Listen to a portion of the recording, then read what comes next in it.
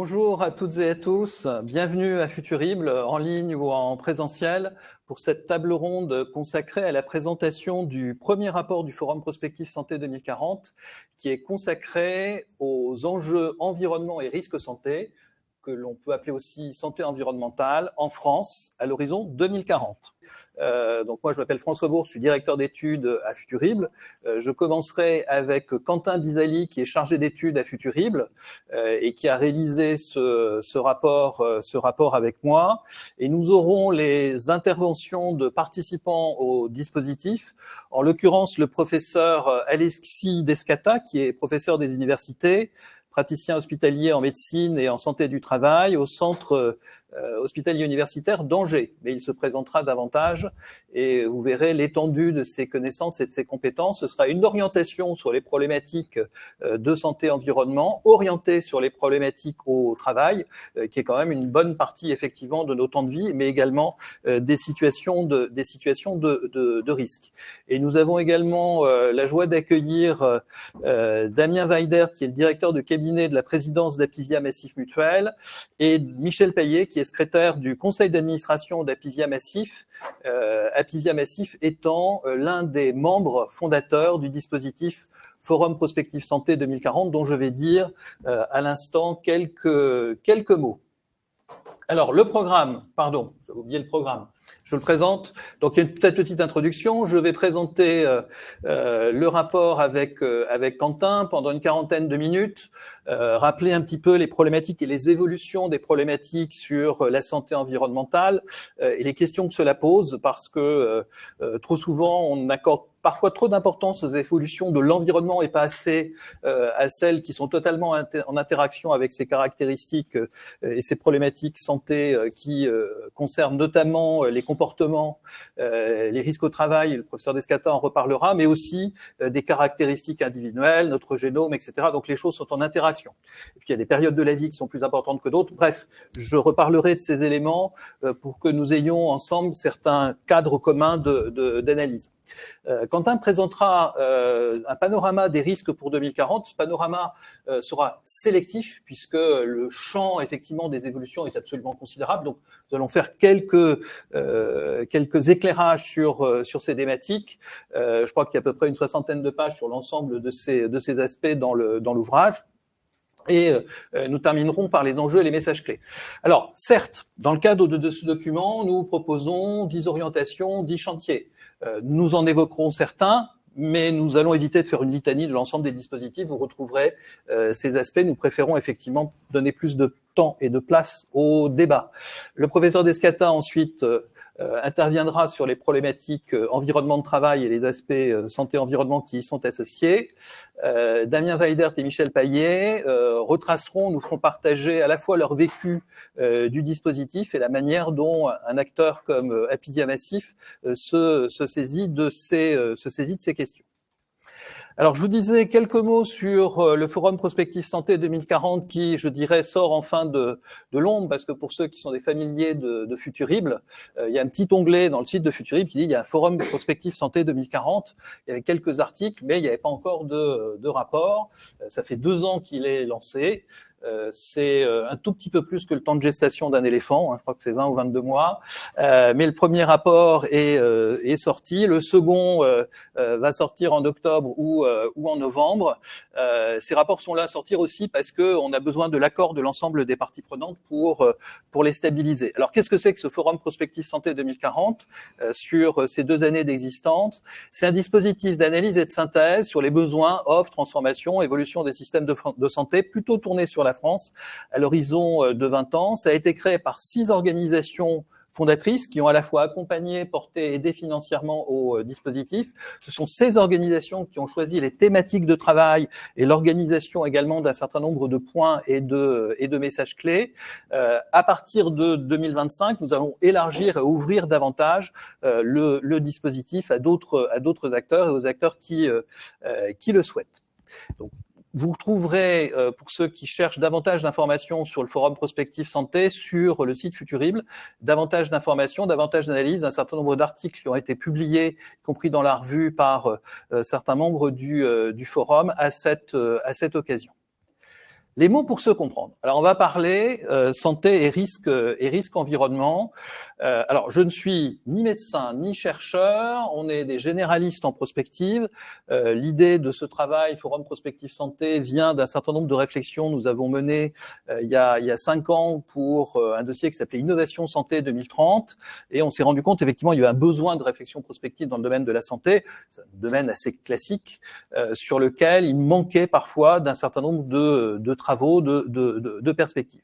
Dans les mots pour se comprendre, on va simplement redonner quelques éléments parce que on parle santé souvent comme à l'inverse de ce que l'on devrait penser, c'est-à-dire la santé, c'est quand on est malade. On parle santé quand on est malade. C'est un peu une banalité que de le dire, santé égale pathologie. Non, c'est exactement l'inverse. La santé, c'est le bien-être. C'est je suis en bonne santé. La santé, c'est le bien-être.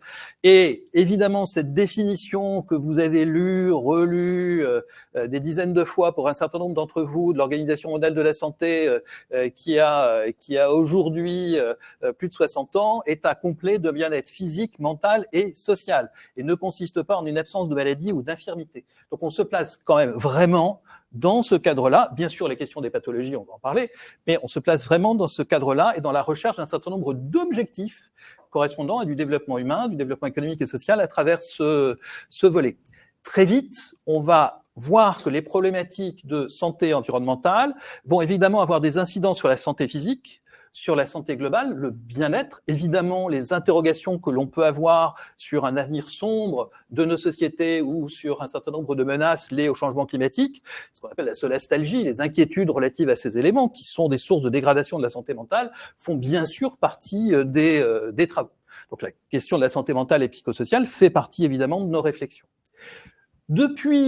Alors je dirais depuis une vingtaine d'années et de manière plus structurée depuis une quinzaine d'années, les questions de santé environnementale avec l'approche One Health, santé des écosystèmes, santé de l'humain, santé de la planète, font partie du champ évidemment des réflexions. Alors on le sait pourquoi, puisque la dégradation de la santé des écosystèmes est un facteur de libération d'un certain nombre de virus, de réduction de la biodiversité, qui ont des incidences sur la santé animale, qui ont en rétroaction évidemment des incidences sur la santé de l'humain, et vice-versa. L'ensemble de ces éléments sont en interaction, c'est quelque chose qui est aujourd'hui assez bien connu et reconnu, même si les dispositifs à la fois de recherche et les dispositifs plus opérationnels d'accompagnement, que ce soit au niveau des États, des acteurs, des régions, sont encore balbutiants.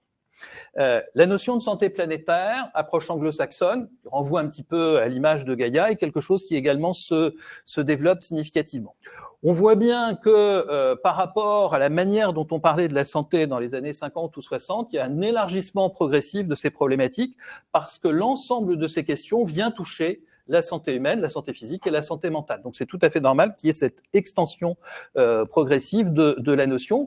Et qui dit extension progressive de la notion, dit extension également des acteurs en situation de responsabilité ou des acteurs à associer par rapport aux différents schémas politiques qui sont nécessaires. Ça, c'est une relative banalité, ce que je viens de rappeler, mais ce phylum, cette histoire est quand même assez importante.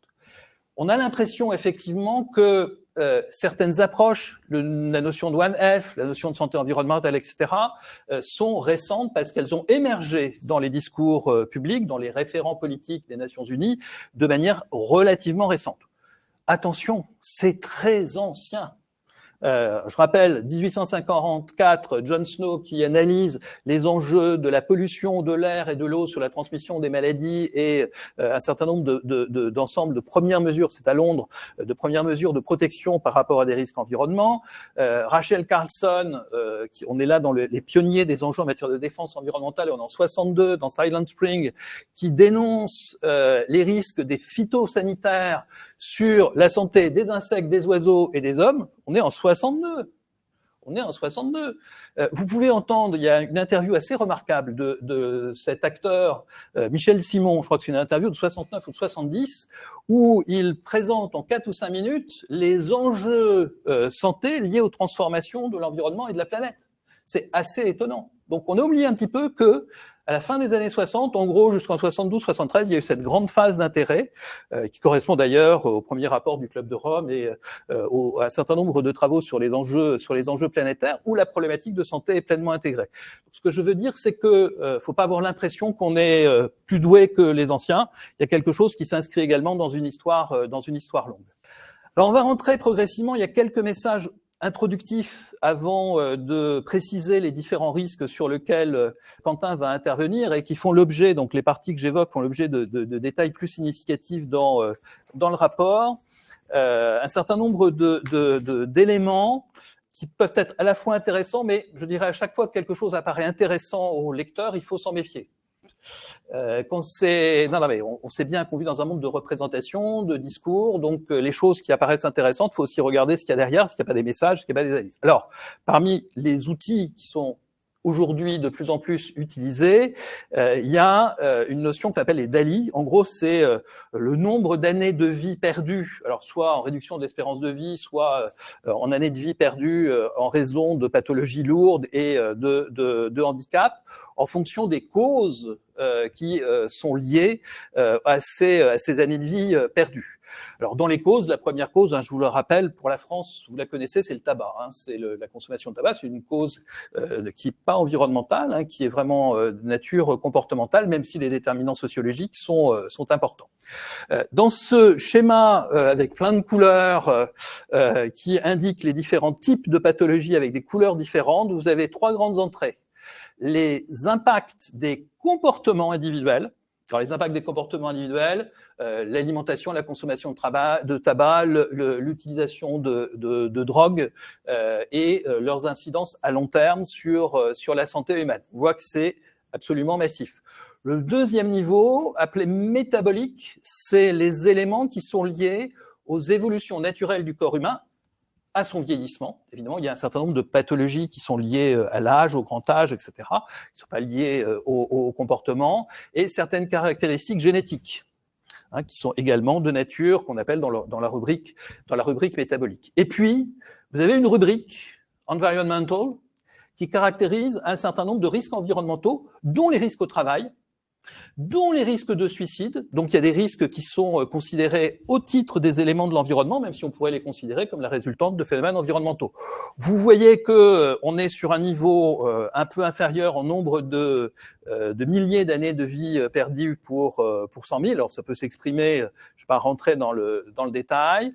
Avec Quentin, et c'est un des sujets de débat que nous avons, il faut savoir que là, on est sur les pertes d'années en espérance de vie pour tous les âges en 2019. Si on prend les populations de moins de 40 ans, je crois, c'est ça ?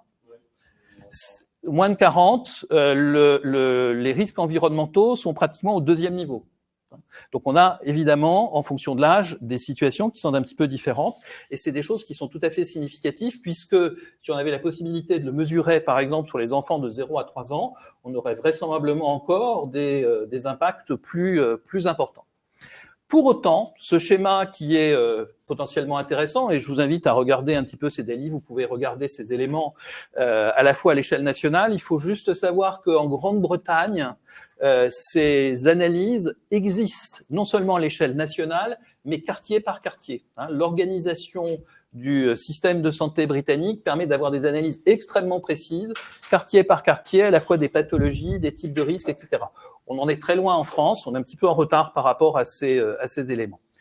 Pour autant, je vous ai dit tout à l'heure, ces expressions qui sont intéressantes par rapport à la question de santé-environnement et des risques santé-environnement liés aux expositions aux UV, au changement climatique, aux polluants, etc., point qui sera abordé de manière complète par Quentin, cette représentation est en fait assez largement fausse. Ah, dommage. Alors oui, pourquoi elle est fausse ? Parce qu'en fait, il y a un élément absolument clé, c'est la question des interactions. L'esprit humain aime bien avoir une relation cause-effet directe. Je suis malade, quelle est la cause ? En fait, les éléments sont d'une très grande complexité. C'est une interaction entre des expositions et des risques environnementaux des caractéristiques génétiques, épigénétiques, c'est-à-dire la manière dont les gènes vont s'exprimer au fur et à mesure de votre vie liée aux évolutions de vos comportements et de relations avec l'environnement, de vos comportements alimentaires, tabac, sédentarité, etc., et de caractéristiques métaboliques, des situations de gènes, d'âge, de vieillissement et un certain nombre d'autres pathologies. Et ce sont ces interactions qui vont déterminer des situations particulièrement à risque et des enjeux spécifiques. Ce qui veut dire, je vais en donner quelques exemples, mais ce qui veut dire que vouloir agir sur les questions de santé-environnement sans agir sur les problématiques de comportement, sans prendre en compte les caractéristiques individuelles, bon, c'est pas inutile. Évidemment, il faut interdire les polluants les plus dangereux parce que tout le monde est touché. Ça, c'est très clair. Mais d'un point de vue de santé publique, la réflexion, elle doit porter la recherche, les dispositifs sur l'ensemble de ces aspects dans leurs interactions. Alors, quelques exemples qui sont connus mais que tous ne connaissent peut-être pas autour de la table ou à distance, le fait d'être un fumeur significatif et d'être exposé au radon.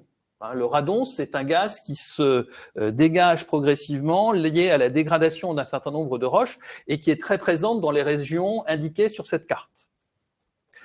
Le fait, et ce gaz est effectivement à des caractéristiques. Radon, ça vient de radioactivité, mais il ne faut pas mettre l'accent sur cette question par rapport à deux amis du CEA et à d'autres acteurs. C'est juste effectivement une problématique. Mais c'est une problématique absolument majeure en France, qui n'est pas toujours très connue. Donc, il y a des diagnostics radon. Normalement, dans ces territoires, vous ne pouvez pas vendre une maison sans faire un diagnostic complet des risques d'exposition au radon. Moi, ce que je regrette, c'est que ça ne se fasse que au moment où on fait la transmission des maisons.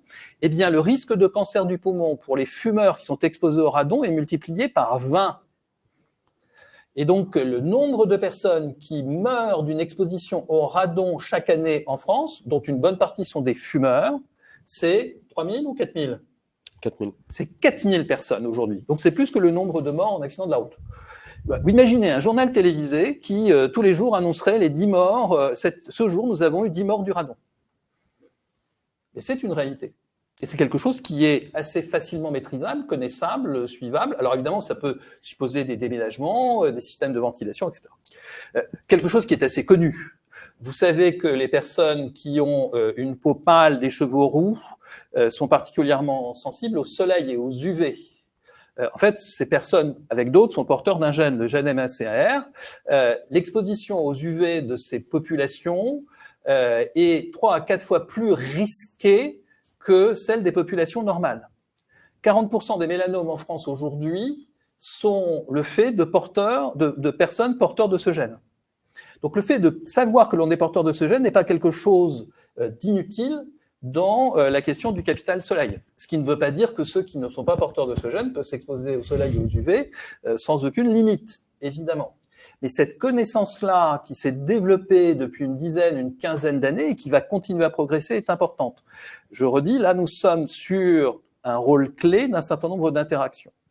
Pollution atmosphérique, composés organiques volatiles, vous savez, les restes de peinture dans les immeubles ou les bureaux qui viennent d'être récemment rénovés. Bon, ça, c'est une boutade parce qu'on va avoir des travaux à Futurible. Et les personnes en situation de fragilité cardiaque augmentent de 15% les risques de décès. Alors, je simplifie parce qu'il faudrait que je reprécise dans quelles données, quelles sources, etc. Vous retrouverez ça dans l'ouvrage. Les perturbateurs endocriniens, alors ils sont connus, les phtalates, les parabènes, etc. Alors, outre des effets absolument délétères sur le fœtus, dont on reparlerai après, sont des facteurs déclencheurs ou accélérateurs de l'obésité, des dérèglements, et donc du diabète, et donc derrière de risques particuliers, notamment vis-à-vis de l'exposition environnementale. Bref, on part d'un phénomène environnemental de perturbateurs endocriniens qui crée des pathologies qui exposent davantage un certain nombre d'autres risques environnementaux. Ainsi, et vous le savez, l'obésité et le diabète et les premiers variants, le variant A et D du Covid-19, sont des facteurs particulièrement délétères pour les risques santé, puisqu'on avait un risque de 50% de décès et de 100% d'hospitalisation en plus. Donc vraiment, s'il y a quelque chose à garder par rapport à l'image qu'on va se faire, et notamment par rapport à l'ensemble des aspects qui vont être présentés ensuite, c'est que certes, on va parler des risques environnement et des impacts effectivement de l'environnement externe, mais ceci est en très forte interaction avec les comportements et les caractéristiques individuelles. Pour autant, il faut se méfier, toujours. Quand il y a un message, il faut aussi avoir quelque part la force de recul derrière. Cette lecture qui dit « Ah, il y a des risques environnementaux, il y a des caractéristiques individuelles, il y a des situations particulières », peut conduire aussi à un certain relativisme ambiant. En gros, ce que j'évoquais, si je ne suis pas porteur du gène de la personne rousse, je peux m'exposer sans risque au soleil. Non seulement c'est faux, mais l'exposition au plomb, aux perturbateurs endocriniens, les effets des canicules sont délétères pour tout le monde. Donc, il faut vraiment faire attention à cela parce qu'il y a une sorte de dynamique, d'attracteur, un petit peu vers cette approche très, très individualisée en disant à chacun son risque, à chacun sa responsabilité de réduire ses expositions. Vous voyez les acteurs et les intérêts qui peuvent y être associés. Je glisse en temps, mais ça va. C'est bon. Deuxième message. Les risques de santé-environnement ne sont pas les mêmes en termes d'effets sur la santé humaine en fonction de l'âge. On va dire, bah oui, c'est une banalité. Sauf que c'est la période de préconception, de la grossesse, la période de lactation et la période de la première enfance, en gros ce qu'on appelle les 1000 premiers jours, les 3 premières années, qui sont les plus impactées potentiellement par un certain nombre de risques environnementaux. On le sait, évidemment, une femme enceinte ne doit pas consommer d'alcool, consommer trop de doliprane, mais l'exposition à un certain nombre de facteurs environnementaux est particulièrement délétère. Donc, il y a aussi cette proportion des efforts et des analyses à concentrer sur ces périodes de la préconception, de la grossesse, etc., etc. Autre point, donc il y a des naissances prématurées liées à l'exposition aux particules fines, des perturbateurs endocriniens et l'anomalie du développement du fœtus. La liste est absolument effrayante. C'est-à-dire que lorsque l'on voit les incidences, effectivement, d'un certain nombre d'impacts liés aux évolutions, à un certain nombre de risques environnementaux et comportementaux, notamment sur un certain nombre de polluants, sur le développement de la gestation, etc., on a des soucis absolument majeurs. Et il y a des risques particuliers et renforcés chez les femmes. Les expositions professionnelles dont reparlera le professeur Descata sont aujourd'hui plus élevées chez les femmes assez régulièrement que chez les hommes. Exposition aux solvants, il y a encore assez peu d'hommes, femmes de ménage. Il y en a de plus en plus, mais il y en a encore assez peu. Mais cette exposition aux solvants est un des vrais risques. Il y a une plus grande vulnérabilité aux pollutions de l'air. Donc, de ce point de vue-là, comme du point de vue d'un certain nombre d'autres domaines, il y a un certain nombre de disparités également à prendre en compte entre hommes, femmes et surtout par rapport aux âges de la vie. Troisième élément, donc la santé environnementale, c'est jamais seul. Les enjeux sont très fortement et encore plus fortement concentrés sur les premières périodes de la vie. Troisième élément, comme dans d'autres caractéristiques qui font que l'enjeu premier de santé en France est celui des inégalités en matière de santé. Vous connaissez, c'est-à-dire qu'on a une espérance de vie à la naissance, même si c'est pour les personnes qui sont nées plutôt dans les années 30, qui est parmi les plus élevés au monde, mais on a un taux de décès des hommes de moins de 60 ans qui est également parmi les plus élevés des pays de l'OCDE. Je crois qu'on est à 16%, à 1% près. C'est beaucoup plus élevé qu'en Grande-Bretagne. L'espérance de vie en Grande-Bretagne est plus faible, mais il y a beaucoup moins de décès des hommes à moins de 60 ans. Et ces décès, évidemment, et ces pathologies se concentrent sur des populations à faible revenu, à faible niveau d'éducation, dans des gradients sociaux à difficulté, sur certains types de métiers, etc., etc. Cette situation est très problématique, comme je le dis et comme on le dit de manière récurrente, et je pense que les membres du Forum Santé le partagent. Améliorer la santé des Français, c'est améliorer la santé de ces populations en priorité. C'est pas faire progresser l'espérance de vie d'une personne qui a déjà 91 ans pour, je vais pas dire prolonger, mais pour améliorer sa qualité de vie. C'est tout à fait important d'une ou deux années, mais l'enjeu, il est vraiment là.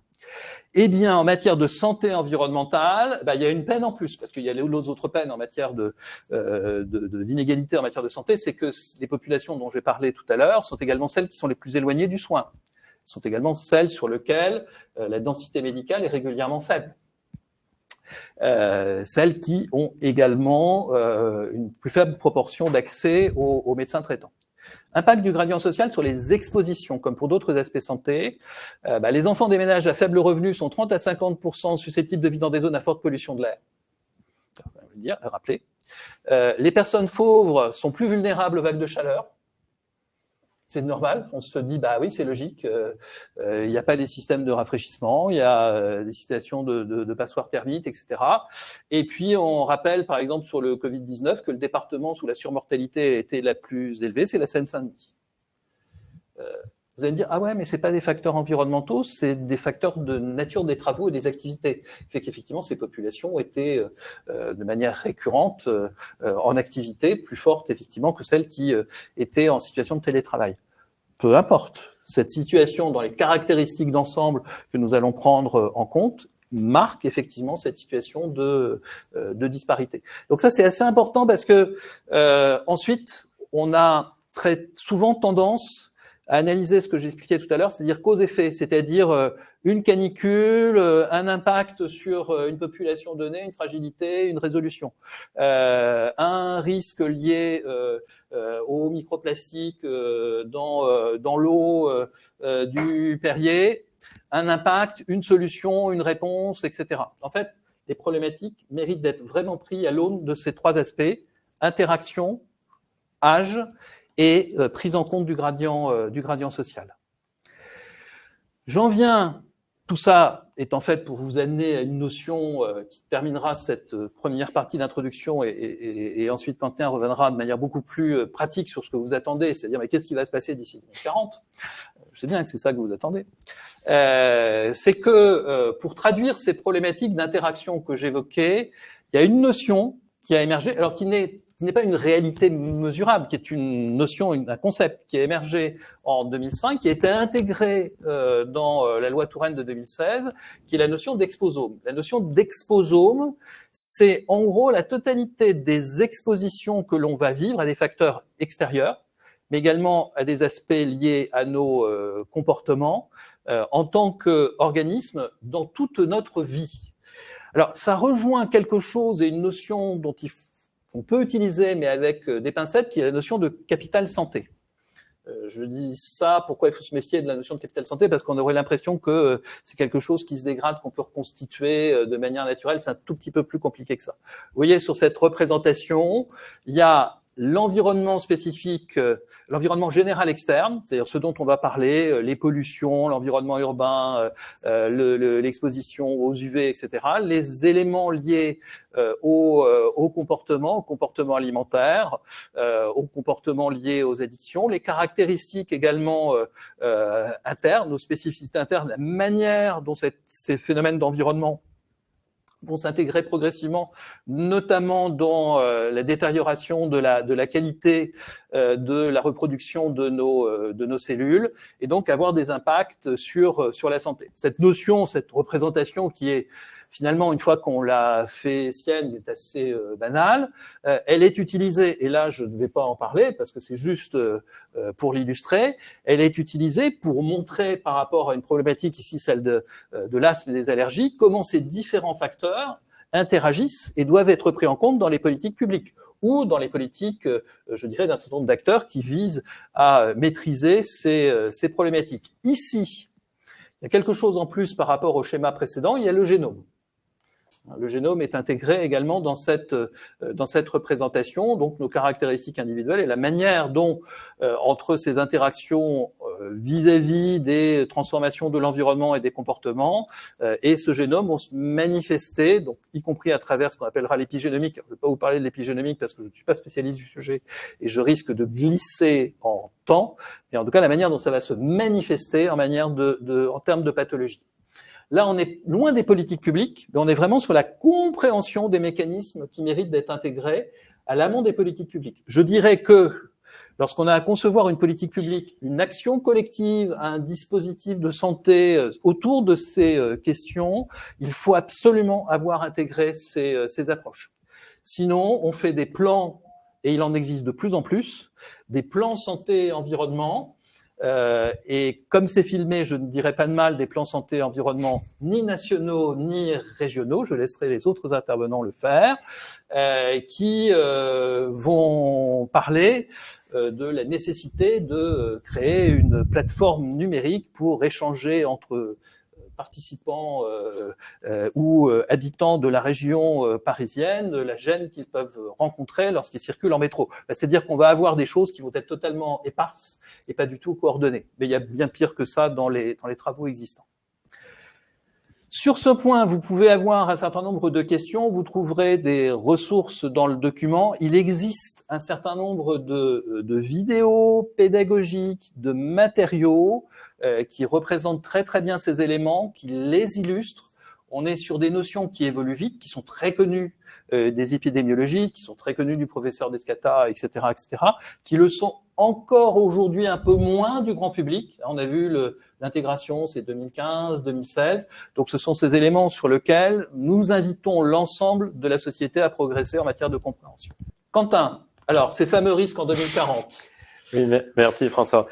Donc, on en passe à vraiment ce qui constitue la première partie du rapport, à savoir une analyse prospective des risques sanitaires liés à l'environnement en 2040. L'idée ici, c'est pas de vous faire en 15 minutes un résumé de 60 pages d'analyse, mais simplement sur les 4 grandes catégories de risques qui sont identifiées dans le rapport. Je vais vous apporter quelques éclairages sur des points précis qui nous paraissent assez intéressants, assez marquants, y compris quelques exemples qu'on a puisés dans l'actualité scientifique plus récente, postérieure à l'écriture du rapport. Donc, je commence par tous les polluants qu'on peut dire classiques ou historiques. Classiques ou historiques dans le sens où ce sont les premiers enjeux dont on s'est emparé quand on a commencé à regarder les risques sanitaires liés à l'environnement. C'est toutes les préoccupations, par exemple, liées à l'épisode de pollution à Londres, l'épisode du smog en 1952.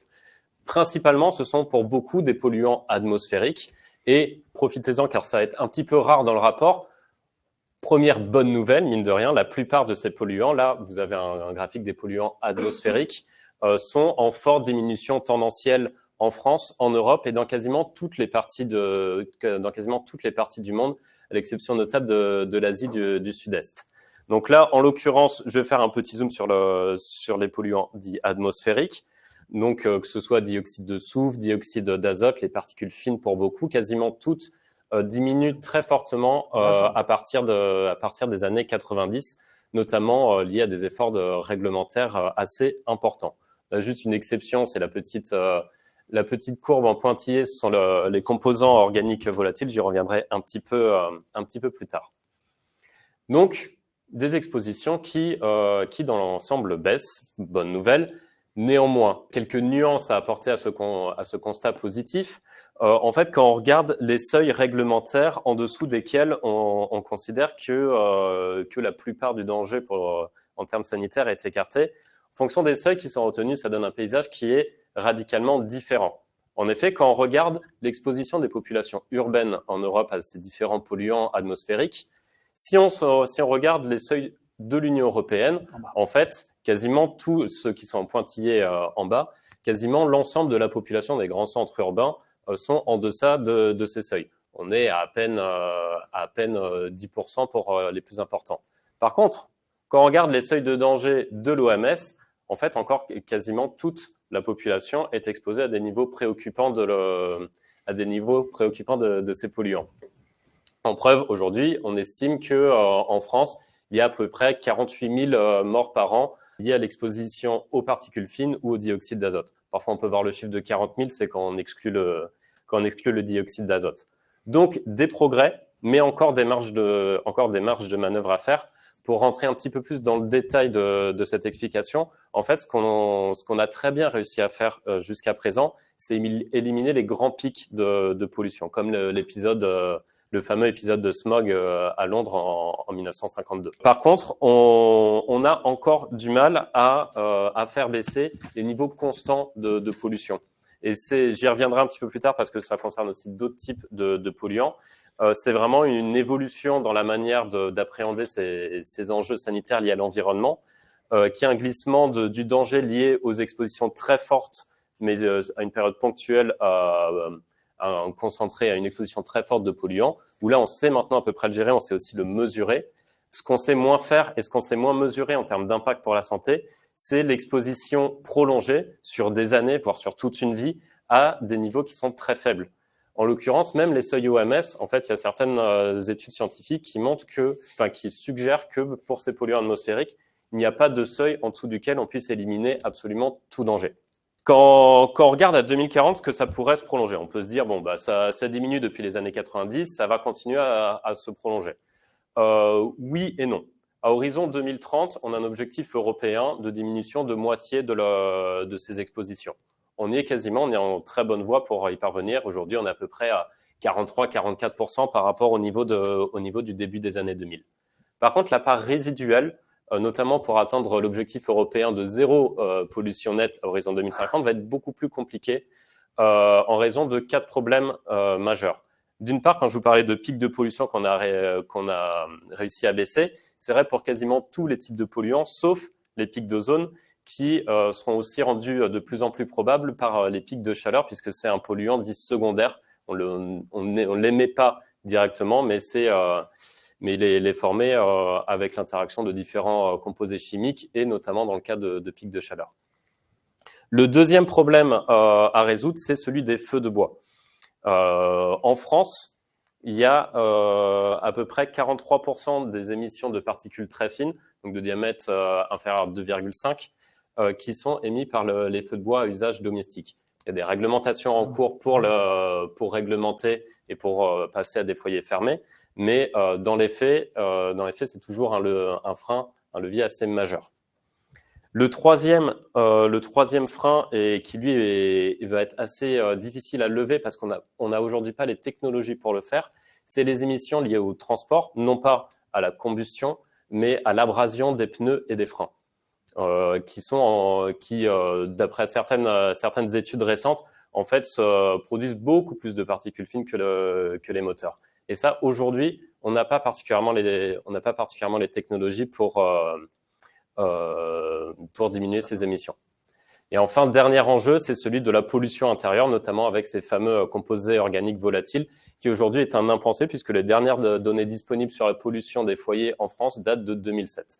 Alors, il y a une enquête qui vient de se clore, les données seront publiées en 2024-2025, donc on aura plus d'informations à ce stade-là, mais pour l'instant, c'est vraiment un impensé en termes de santé environnement, cette pollution intérieure.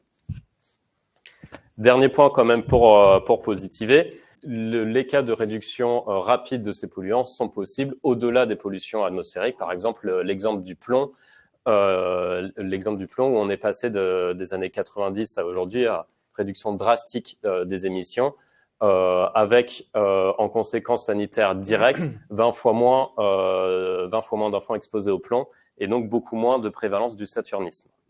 Excuse-moi, juste une incise. Parmi les évolutions à prendre en compte sur ces thèmes-là, la réduction des coûts et la miniaturisation des outils de mesure de ces polluants dans l'air, notamment à l'intérieur des écoles, pour 100 à 200 euros, vous avez des dispositifs aujourd'hui qui vous permettent de mesurer immédiatement la nature de ces risques et de ces expositions. Alors certes, tout n'est pas bien étalonné, etc., mais c'est une révolution importante et il va falloir en tenir compte dans les 20 prochaines années.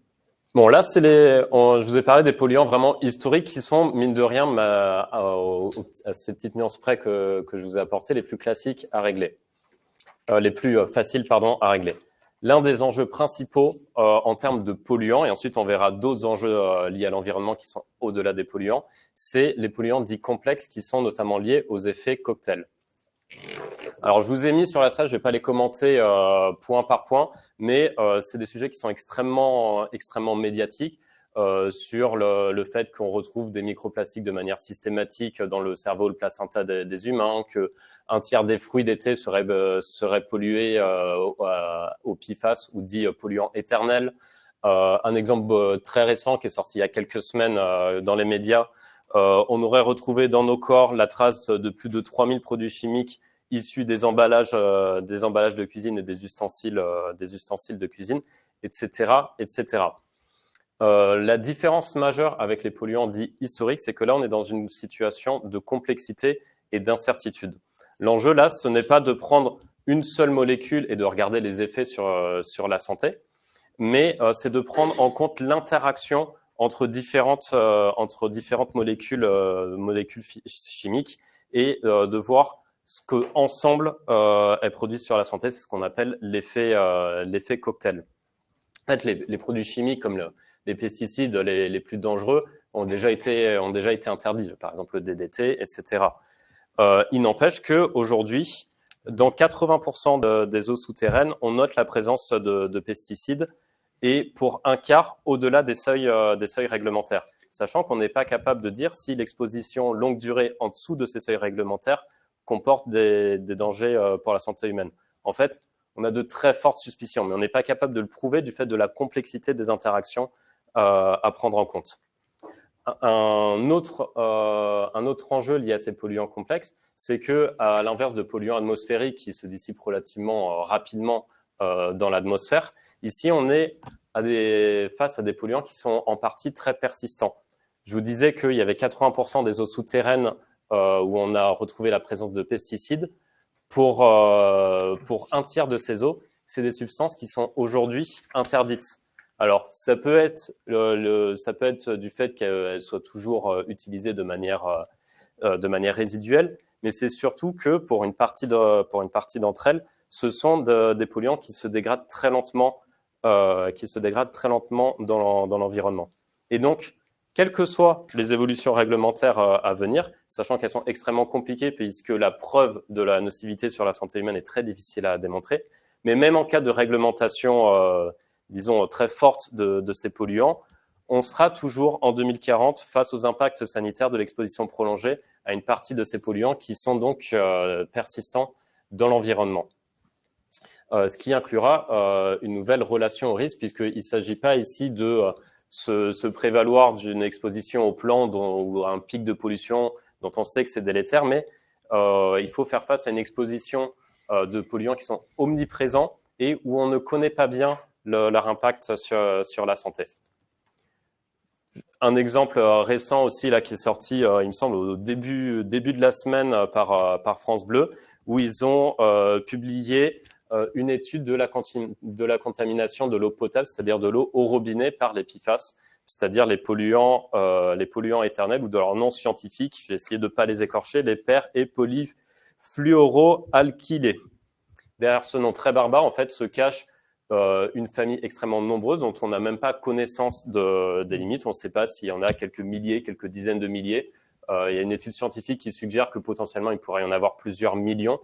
Mais ce sont des polluants créés chimiquement qui n'existent pas dans la nature et qui mettent des dizaines, des centaines, voire des milliers d'années à se dégrader. Les plus délétères pour la santé et ceux pour lesquels on a pu prouver un lien direct sur la santé humaine en termes de cancer, etc., ont été interdits. Mais en fait, on ne connaît même pas le nombre exact on ne connaît même pas le nombre exact de composés qui sont en jeu. Donc là, je vous ai présenté tous les polluants atmosphériques qu'on peut retrouver dans l'alimentation, dans les eaux, dans les sols, etc.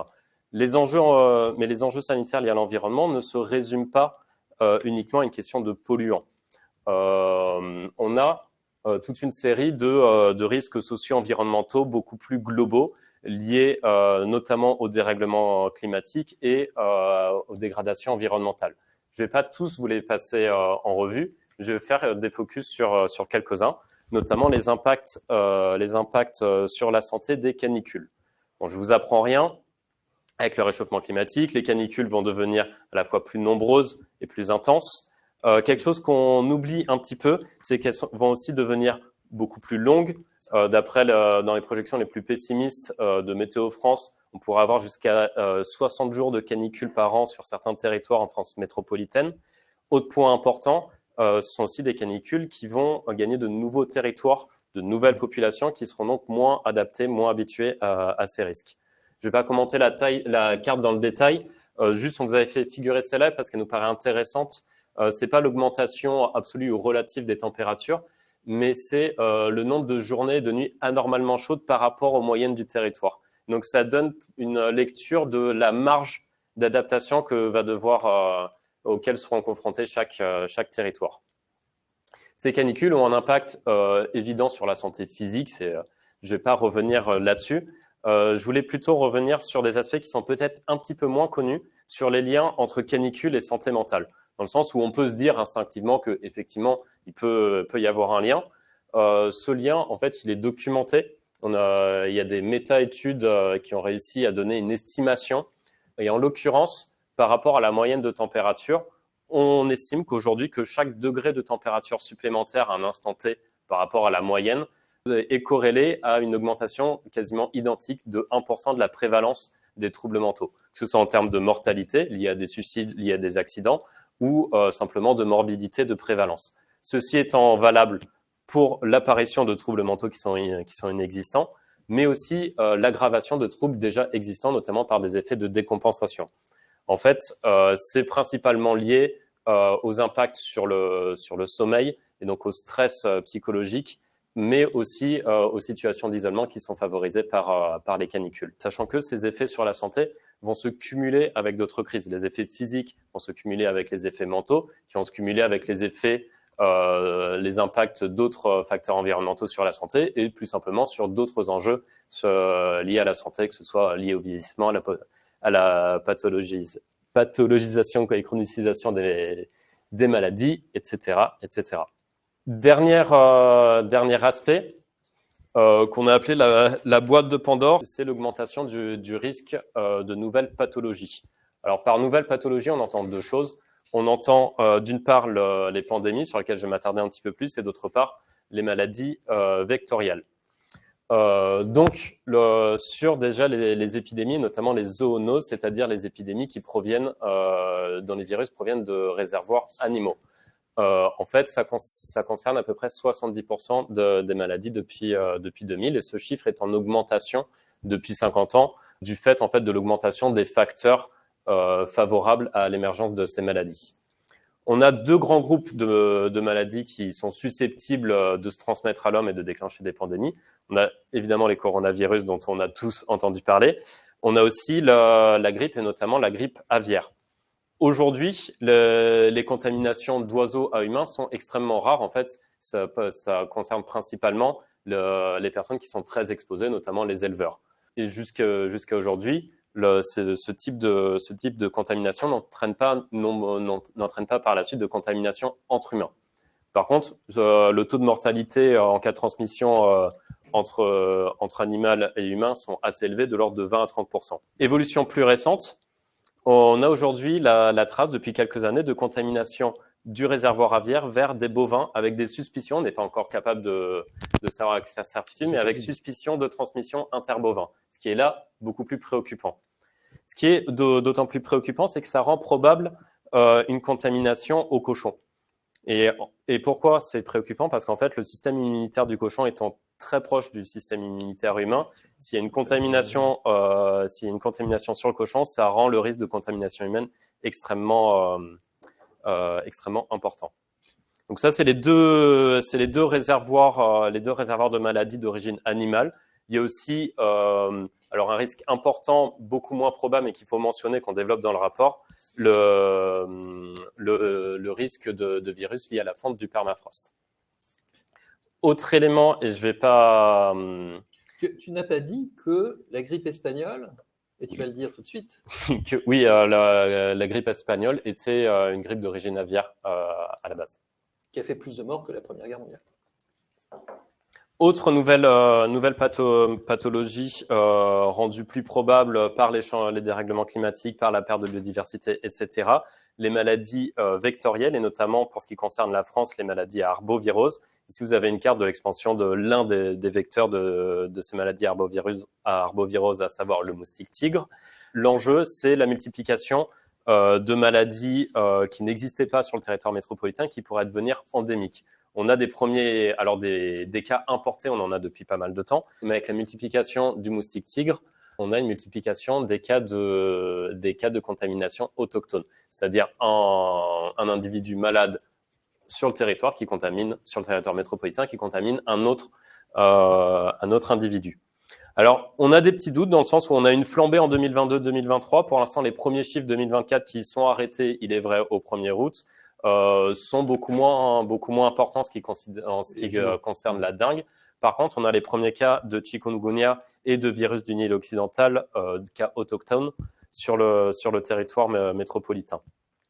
Évidemment, ce type de maladie n'est pas comparable, par exemple, à la crise sanitaire qu'on a eue en 2020 en termes de mortalité.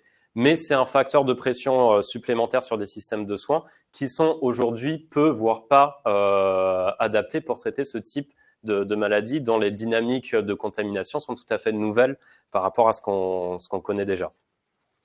Quand on essaie de se projeter à 2040, on peut faire l'hypothèse d'une présence sur l'ensemble du territoire des différents vecteurs de maladies. Donc, j'ai parlé des moustiques parce que c'est le cas le plus médiatique.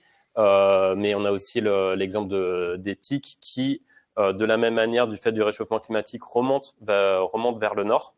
On a aussi, vous vous demandez peut-être pourquoi on a mis la photo d'un petit écureuil tout mignon sur cette slide. C'est pas un écureuil originaire de France, c'est l'écureuil de Corée qui a été introduit dans les années 60-70 parce que c'était considéré comme un nouvel animal de compagnie super sympa, super mignon.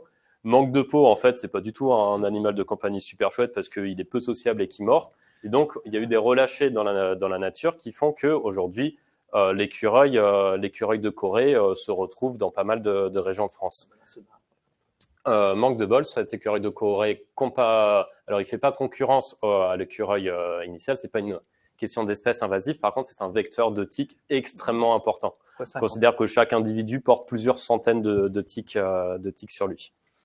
Donc ces évolutions, comme je vous le disais, ne vont pas nécessairement entraîner un taux de mortalité beaucoup plus élevé par rapport à ce qu'on connaît aujourd'hui, mais vont d'une part être un facteur de pression supplémentaire par rapport à d'autres crises qu'on connaît déjà et qui pourront se renforcer, mais aussi ce sont des évolutions qui vont peut-être progressivement changer notre regard au territoire et à l'environnement.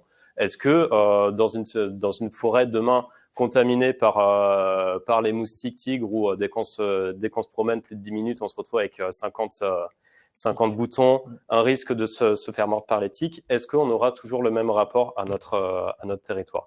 Donc des évolutions moins en termes vraiment mesurables sanitaires, peut-être plus insidieuses, mais qui nous paraissent aussi assez importantes à souligner. Voilà, donc c'était un rapide aperçu. J'ai vraiment fait des focus sur certains enjeux spécifiques. Évidemment, le rapport en comporte d'autres. On ne va pas s'étendre. L'idée là, c'est pas de faire un inventaire à l'après-vert de tous les risques qu'on a répertoriés. Oui, l'objectif, c'est vraiment de vous donner envie de lire le rapport et d'échanger entre vous. Alors, que retenir de ces éléments? Quelques messages clés, quelques enjeux, quelques chantiers pour 2040. Alors, je vais être beaucoup plus bref, parce que l'objectif, c'est pas de faire des plans d'action. On a des pistes, on a des propositions. Dans les éléments à retenir, alors effectivement, on l'a dit tout à l'heure, les réalités sont différentes selon les populations, les territoires, les âges. Ça, c'est des points évidemment à prendre en compte en termes de risque d'exposition. Hétérogénéité des capacités de protection et d'atténuation. Nous ne sommes pas égaux face à ces risques, non seulement individuellement, mais également socialement. Donc ça, c'est des caractéristiques et des comportements qu'il va falloir développer.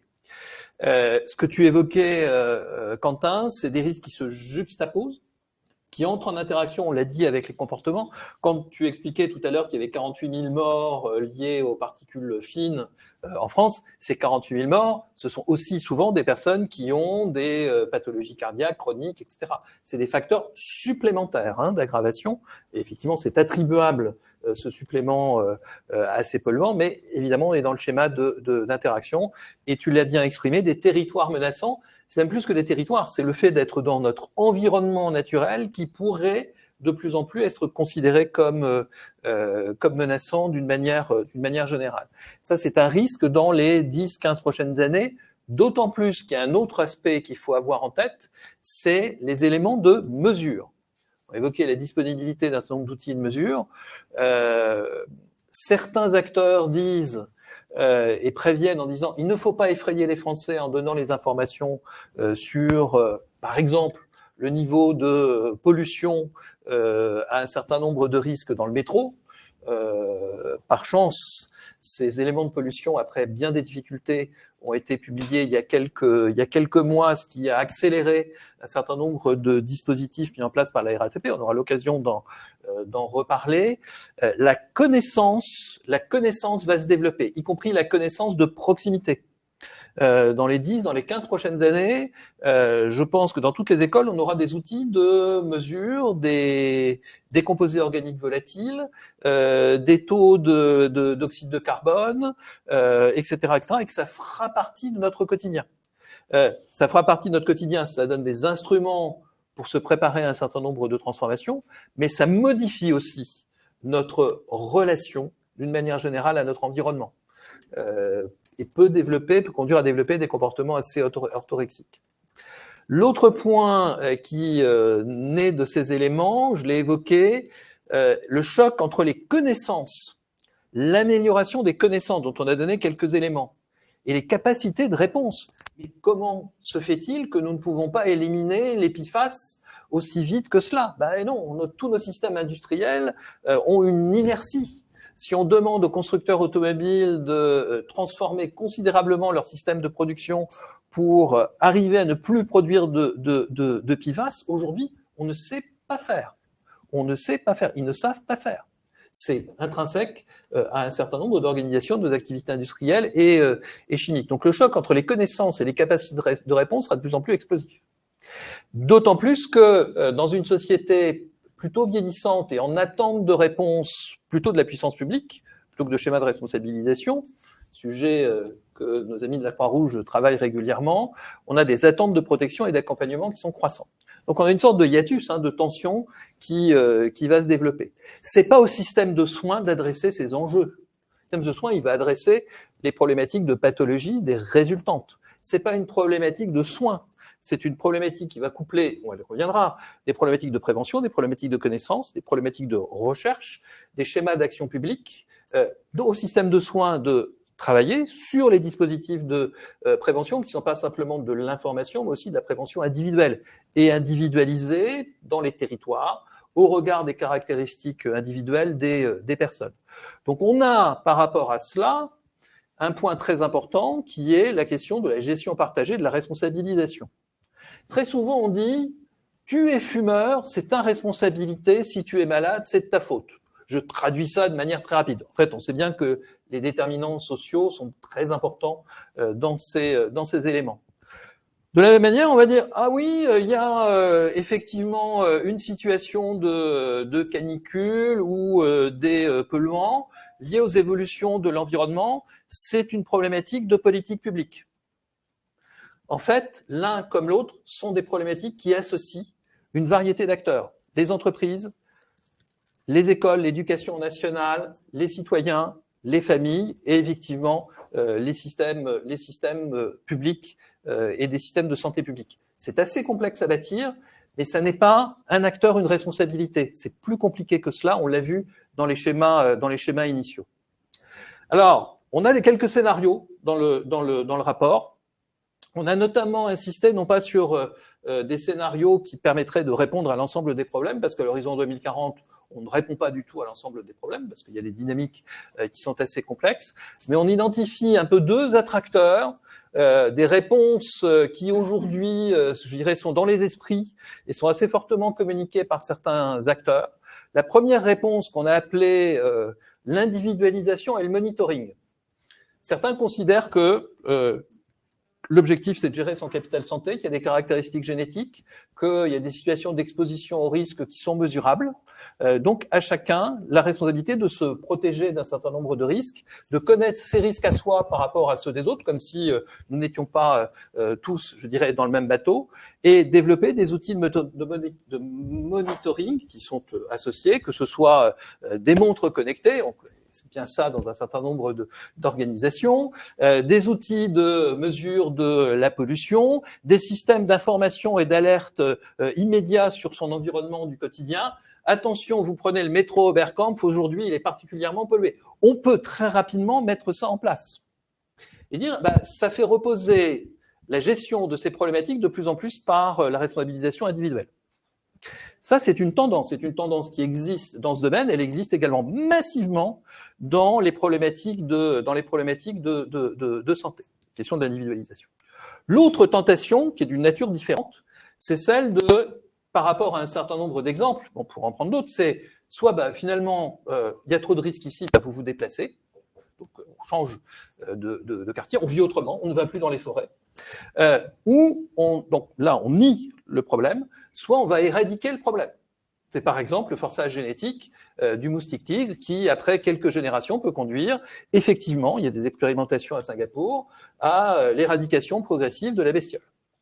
Ça, c'est le forçage génétique sur le moustique tigre, mais le forçage génétique dans les 15 prochaines années, on sait bien que dans un certain nombre de pays, alors ce ne sera pas du forçage génétique, ce sera de la sélection à la naissance, ce sont des choses qui sont non seulement en gestation, mais qui commencent à se développer. Donc là, on a un peu deux attracteurs qui sont, je dirais, des éléments qui cachent l'arbre des responsabilités et de la complexité des problèmes que nous devons aborder. Alors, je vais parler de quelques éléments. Vous avez dans le rapport, à peu près aussi 60 pages, je pense, de propositions et de dispositifs. Alors, c'est très rébarbatif sur certains d'entre eux, certains sont assez techniques. En gros, on a 4 grands blocs. On a un premier élément, c'est construire une culture du risque et de l'imprévisible. Vous allez me dire, ah bon, pour la santé et l'environnement, comme pour d'autres problématiques. On entre dans une société des risques, de l'incertitude. La relation cause-conséquence est quelque chose de plus complexe. Il va falloir effectivement intégrer progressivement ces éléments dans nos stratégies, dans nos comportements, dans nos approches. Stratégie du risque et de l'imprévisible, ça ne veut pas dire mettre partout le principe de précaution. Là, on n'agira plus du tout. Nos systèmes industriels ne sont pas prêts, nos systèmes économiques non plus. Deuxième élément, des savoirs et des outils pour cette société des risques. Les programmes de recherche, d'épidémiologie en France, de connaissances sont en fort développement, mais sont aujourd'hui très, très insuffisants par rapport aux enjeux qui sont évoqués.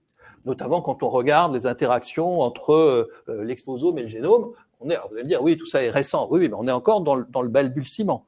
On cherche toujours, on l'a vu sur les effets cocktails, un certain nombre d'analyses. Et ce sera toujours quelque chose sur lequel il faudra investir. Ces éléments d'évaluation, ces éléments de recherche sont absolument nécessaires pour sortir du cadre. Comment se fait-il qu'on ne fasse rien?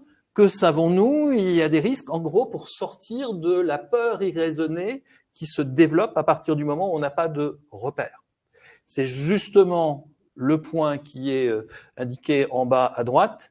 Il nous faut des boussoles et des cartes. Ces boussoles et les cartes, il faut que ce soit individualisé, il faut que ce soit grand public. L'un des maîtres mots, on dit de plus en plus, depuis quelques mois, il ne faut pas faire peur aux Français. Les scénarios catastrophes, c'est pas bien, ça crée de la peur, de la frustration, ça crée de l'immobilisme, etc. Certes, possible, mais progressivement, créer une culture ou vouloir développer la résilience, ça repose sur la formation et la connaissance. Nous considérons, ça c'est un choix qui a été discuté d'ailleurs dans le cadre du Forum Santé, qu'il faut absolument oser la transparence pour gagner la confiance.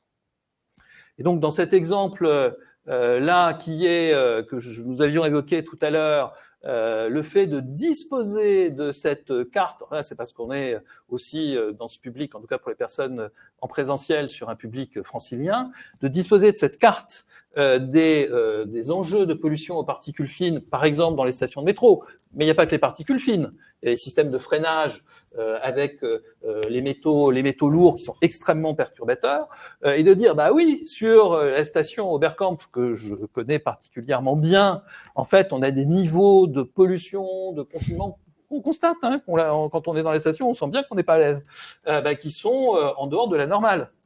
Et ça y est, la RATP a commencé à faire des travaux. La carte a été publiée il y a quelques mois, le système de ventilation est en train d'être changé. Et cette carte-là, il y a 10 ans, elle existait vraisemblablement dans un certain nombre de données de la RATP, elle n'était jamais publiée.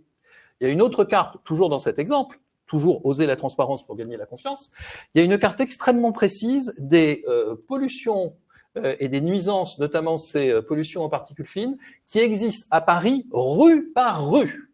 Elle a été publiée en 2014. Elle est aujourd'hui indisponible parce que l'ensemble des opérateurs immobiliers ont fait pression pour la retirer. Évidemment, parce que l'on voit les rues, donc c'est un facteur de déclassement. C'est comme l'implantation d'une prison à côté de chez vous, ou d'une centrale nucléaire, ou d'un centre de retraitement de déchets. Ça crée une baisse de la valeur patrimoniale. Donc là, ces éléments ont été cachés. oser la transparence pour gagner la confiance. Chose intéressante, c'est que cette transparence-là, avec les dispositifs de mesure, va progressivement se réduire et que la prise en compte de la notion de lanceur d'alerte qui était épisodique va devenir un dispositif partagé, potentiellement partagé par la plupart d'entre nous. C'est-à-dire, nous allons tous pouvoir devenir lanceurs d'alerte. Alors, attention, il y a beaucoup de risques par rapport à ces éléments. Mais, dernier élément, il va falloir remonter une gestion collective des risques. Donc, nous avons sur chacun de ces 4 grands blocs un certain nombre de défis et de dispositifs qui sont proposés. Je ne sais pas pourquoi ça revient par derrière, voilà. Donc, la recherche, je l'ai évoqué. Il y a un point que je voudrais également rementionner, on l'a mentionné tout à l'heure, c'est le fait que, par exemple, sur les dispositifs de prévention, on a indiqué que les aspects comportementaux, c'est votre responsabilité, c'est de la responsabilité individuelle. Non. Les aspects environnementaux, c'est de la responsabilité des pouvoirs publics. Non. Quand on prend en compte les dispositifs de prévention sur un certain nombre de risques, alors je ne vais pas rentrer dans ce tableau qui est peu lisible, il est expliqué dans le rapport, que ce soit les polluants directs, les changements climatiques, etc. Il y a des aspects qui doivent être gérés au niveau collectif, au niveau public. Il y a des aspects qui doivent être gérés de manière populationnelle et communautaire. Alors on met populationnel, communautaire, territorial à l'intérieur des entreprises, c'est-à-dire qu'on est bien dans des opérateurs intermédiaires et que ces opérateurs intermédiaires ont beaucoup à faire. Et puis il y a des choses qui doivent être également menées au niveau individuel. C'est cette chaîne entre des politiques publiques, des approches territoriales, populationnelles, communautaires et des approches individuelles qui apparaît dans ce domaine la plus porteuse en termes de résultats en matière de dispositifs de prévention et de prise en compte. C'est quelque chose qui est assez classique aujourd'hui, mais qui est difficile à construire dans notre système national, plutôt un système centralisé et plutôt organisé en silo autour d'un certain nombre de programmes. Alors, Alexis, bonsoir Alexis, où êtes-vous? Bonsoir. On vous entend bien. Parfait. Est-ce que vous voyez mon écran? Parfaitement. Eh bien, écoutez, je vous propose que j'enchaîne et je vais essayer de justement bien respecter le temps et voilà, parce que je crois qu'on a effectivement pas mal de choses. Mais alors, bon, d'abord, je vais me présenter et je vais présenter ce que je vais essayer de vous montrer. Et voilà, donc moi, je suis effectivement, comme vous m'avez gentiment présenté, je suis Alexis Lescata, je suis PUPH au CHU d'Angers, Université d'Angers, également à l'IRSET l'INSERM, avec un petit pied aux États-Unis. Aujourd'hui, là, moi, je vais essayer, en tant que professeur de santé au travail, puisque c'est vraiment mon domaine à la fois d'intérêt et d'expertise, de parler d'un environnement particulier qui est l'environnement de travail, le risque et la santé. Avant que je commence complètement, dire que je n'ai pas de conflit d'intérêt particulier, j'irai pas plus loin que ça, etc. Mais surtout amener des remerciements, d'une part avec les gens avec lesquels je travaille au quotidien, mes institutions et mes dirigeants qui sont très en avant sur ces questions-là. Et c'est pas un hasard si j'ai moi plaisir à travailler avec eux. Et puis j'aimerais vous remercier pour l'invitation parce que c'est pas toujours si évident de faire participer quelqu'un qui est à la fois différent, intéressé et qui va, par définition, essayer d'apporter des petits éléments. Et donc, merci de cette opportunité. Alors, comme le disait mon titre, d'abord, je vais essayer de séparer, plutôt de présenter, pourquoi environnement et environnement de travail, quelques aspects de similarité et de différence. Bien entendu, parler des risques santé et puis de parler des risques du secteur santé, ce qui est un tout petit peu différent. Et puis on essaiera de prendre un petit peu une distance pour voir si ce que je vous dis maintenant est toujours vrai en 2040. Alors, c'est pas une tâche facile que vous m'avez laissée parce que le rapport, vraiment, il est remarquable, je peux le dire, parce que justement, je n'ai pas de lien d'intérêt. La question du travail, et on l'a bien vu dans votre présentation, la notion du travail, du travaillant, a été mentionnée à de nombreuses reprises, et c'est pas si simple que ça d'ajouter des choses. Je vais essayer de prendre un prisme qui ne se veut pas du tout exhaustif, hein. Je vais prendre des choses qui, moi, m'ont semblé pertinentes ou au contraire intéressantes, qui sont dans mes activités, soit d'enseignement ou de recherche, ou même des activités cliniques. Alors, première chose, l'environnement de travail, c'est sûr que c'est un environnement différent de l'environnement global. C'est un environnement singulier. Vous l'avez dit, hein, déjà, et encore une fois, je ne vais pas être exhaustif, hein, je vais prendre des exemples. Pour moi, ce qui caractérise, c'est le temps que l'on y passe. Réfléchissez le temps que vous dans votre temps, on va dire actif, hein, j'exclus les périodes de sommeil, mais le temps que vous passez chez vous et que vous passez au travail, et je ne parle pas même forcément du travail à la maison. Vous voyez que ce temps d'exposition, d'environnement de travail, il est important. Et on va voir que ça a des effets, et des effets que l'on a pu démontrer il n'y a pas très longtemps, même s'ils étaient évidents depuis une très nombreuses années. Deuxième chose, et vous l'avez très bien dit, vous avez parlé des expositions particulières, solvants ou détergents, des produits chimiques, des particules, hein, on a parlé du métro. Bien entendu, dans le métro, et en fait, il y a des années, il y a justement un travail qui a été fait sur une cohorte d'agents du métro parisien, parce qu'effectivement, quand on prend le métro, nous, c'est un temps limité, mais les gens qui y travaillent, ils y passent un temps bien plus important. Et donc, en fait, on voit bien que ces expositions du travaillant sont particulièrement importantes. Et enfin, il ne faut pas oublier qu'il y a des expositions avec des modulateurs. C'est vrai qu'on a, certains d'entre nous ont la capacité de moduler son exposition professionnelle,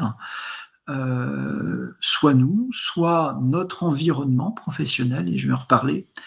Et cette capacité, elle est à apprendre dans les deux sens, c'est-à-dire soit la capacité, soit l'incapacité. Et pour beaucoup de travaillants, c'est un travail qui est subi. Et on va voir que c'est un élément important. Alors, je suis très content parce que vous avez parlé de l'Exposome. Alors moi, j'ai pas pris 2005 parce que j'ai pris la première vraie publication en peer review, en sachant que vous avez raison, hein, c'est 2005. À parler de l'Exposome, vous avez, alors moi j'ai repris l'image initiale, hein, vous l'avez bien montré, etc.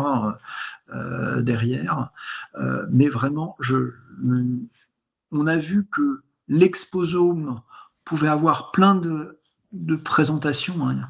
Je vous invite à lire le rapport de l'Académie de médecine justement sur la notion de l'exposome, dirigé par Robert Barouki de l'INSERM et l'Université de Paris. Et moi, j'aimerais vous montrer ce que mon collègue, maître et ami, le professeur Yves Roclor, hein, qui dirige le laboratoire où j'exerce, avait écrit en 2022 pour bien montrer qu'effectivement, et vous l'avez très très très bien montré sur les aspects cocktail, interaction, que on avait effectivement un individu avec ce cercle, cette ellipse blanche. Ce qui est intéressant, c'est que on a dans le monde professionnel, dans le monde du travail, des outcomes qui sont les effets sur la santé, hein, la ligne inférieure, mais il n'y a pas que celui-là comme outcome, hein, c'est pas qu'un outcome comme l'allergie, c'est des outcomes à court, moyen et long terme, hein, j'ai vu des choses de ceci dans le chat, et des effets sur le travail et sur l'emploi, hein, qui sont des choses qui sont pas tout à fait similaires, qui sont déterminées par des déterminants chimiques, biologiques, physiques, psychosociaux, organisationnels, eux-mêmes prédéterminés par des organisations de la situation de travail, des organisations de l'entreprise, des organisations globales, économiques, et là on revient sur la notion de santé globale. Donc on voit bien que cette notion d'exposome a vraiment, même si en fait ce n'est qu'une notion, et ce n'est que finalement quelque chose mis sur le papier de ce que beaucoup déjà avaient décrit depuis de très nombreuses années, hein, comme vous l'avez très bien dit en introduction, et ben on voit bien que c'est des choses qui peuvent nous aider à avancer. Alors, certes, c'est singulier, mais c'est très dépendant. de l'environnement. Et ça, je pense qu'il faut pas l'oublier, on va en reparler dans la suite de ma présentation, c'est que effectivement l'environnement global et l'environnement de travail va déterminer l'environnement global et l'environnement global va déterminer l'environnement de travail, à la fois dans des notions de temps, d'exposition, de modulateur.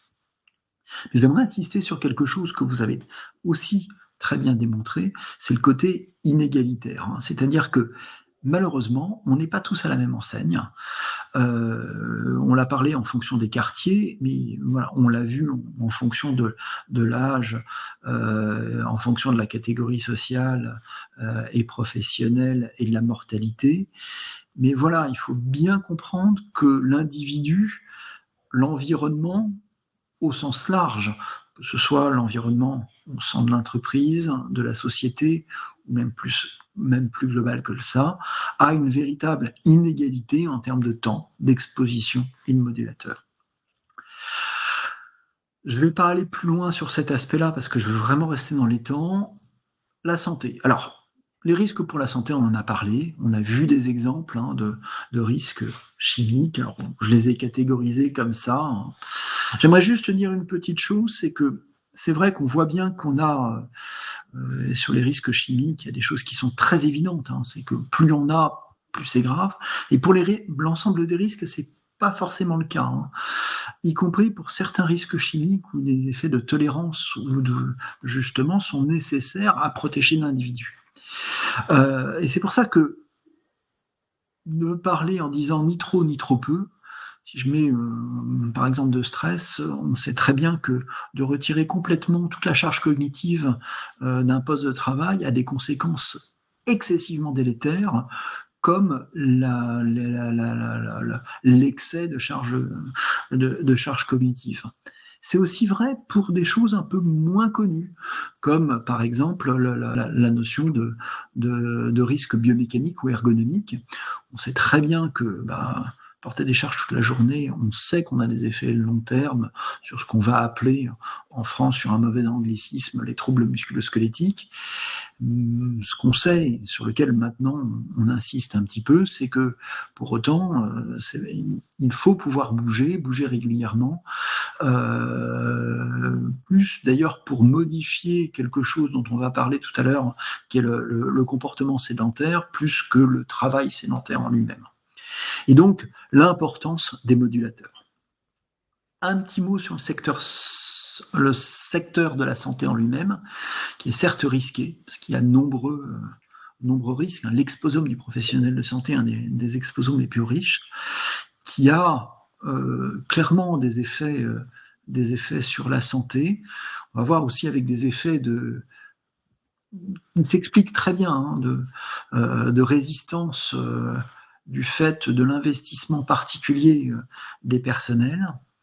Il ne faut pas oublier, je ne veux pas détailler ces éléments, c'est que le secteur de la santé à lui-même est un des secteurs les plus polluants sur le plan environnemental. Et il y a aussi plein de choses à faire dans ce domaine-là autour de l'éco-responsabilité du secteur de la santé. Alors, juste vous faire un petit point de focus sur quelque chose pour vous montrer que toutes les choses sont compliquées, qu'effectivement, moi je suis tout à fait d'accord avec ce que vous dites, c'est qu'il faut savoir oser la transparence et il faut savoir oser transférer la connaissance et la compétence aux gens. Et voilà, je reprends un petit quiz que je fais régulièrement sur la première cause de nuisance professionnelle en termes de mortalité dans le monde, on s'aperçoit que les gens ne connaissent pas la réponse. Et depuis 2021, l'OMS l'a bien dit, c'est le temps de travail prolongé. C'est bête, mais travailler beaucoup trop longtemps, ça concentre les risques. Et donc, on a des effets. Alors ça, c'était la mesure qui avait été faite en 2021. Vous voyez que c'est assez récent. J'ai repris justement l'iconographie de cette joint venture qui avait été faite entre l'OMS et le Bureau international du travail. Certains experts, plus de 200 chercheurs avaient participé, en disant qu'effectivement, on était à plus de 2 millions de morts prématurées. En Dali, c'est considérable également. Et quand on regarde un petit peu, par exemple, le temps de travail prolongé, principalement, c'est des effets sur la forme cardiovasculaire ou cérébrovasculaire. Et ce qui est intéressant, c'est d'aller comprendre, mais pourquoi? Vous allez me dire, mais c'est normal. Et c'est là où ça rejoint un petit peu ce que vous disiez sur l'individualité, les comportements, et vous aviez pris le tabagisme. Quand on a travaillé un petit peu, et quand on travaille, parce que c'est encore un sujet, le Sénat américain, début du mois, a sorti un rapport justement sur ces aspects-là, parce qu'ils vont légiférer en fonction probablement aussi du résultat des élections américaines à venir prochainement, mais que, voilà, travailler de manière prolongée, ça va créer effectivement du stress, ça va concentrer certaines expositions, mais ça va aussi modifier des comportements quand on travaille trop, on fume plus, ou par exemple, et c'est une étude sud-coréenne récente, montrait par exemple sur le tabac, ça empêche d'arrêter de fumer. Parce que, on le sait très bien, quand on est en période de surcharge professionnelle, on n'arrête pas de fumer. Et donc, voilà, on sait qu'effectivement, le secteur de la santé, c'est pour ça que je le prenais en exemple, et j'ai repris cette icône-là, c'est celui qui est mis en évidence sur l'OMS, mais je pense que dans les personnes qui sont présentes et qui assistent à Futurible, j'ai un petit message à vous faire passer sur le temps de travail prolongé, qui est, je ne l'ai pas dit, à considérer à 55 heures par semaine. Le niveau de risque, il commence à 50 heures par semaine et il est significatif à 55 heures par semaine. Je ne veux pas faire de sondage parmi les personnes qui sont présentes pour savoir si elles travaillent plus ou moins de cette zone-là. Alors, qu'est-ce qu'on peut faire ? On peut travailler différemment. En plus, c'est une dose prolongée sur la vie professionnelle. L'exposome, vous l'avez bien dit, c'est pas à un moment donné, c'est sur la vie. On sait qu'il y a des moments où on travaille plus, mais ça veut dire qu'il y a un moment où si on a atteint un certain seuil, il faut savoir travailler différemment.